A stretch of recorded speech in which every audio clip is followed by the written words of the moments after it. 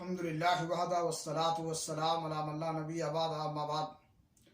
اسلامی بھائیوں، اسلام میں مسلمانوں کی اجتماعیت مطلوب ہے اور اس میں اس کا درس بھی دیا گیا ہے۔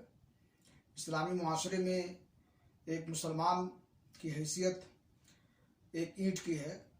جس طرح عمارت کی ایک اینٹ دوسرے اینٹ کو تقویت پہنچاتی ہے، ایسے ایک مسلمان دوسرے مسلمان کا معاون ہوتا ہے، اس کا سہارا بنتا ہے، اس کا دست و بازو ہوتا ہے۔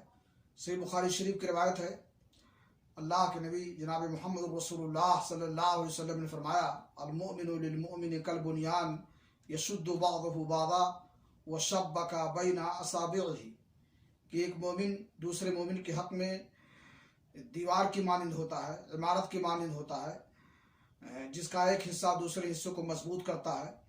اور اس کو مزید سمجھانے کے لیے آپ نے ایک ہاتھ کی انگلیوں کو دوسرے ہاتھ کی انگلیوں میں ڈال کر دکھائی۔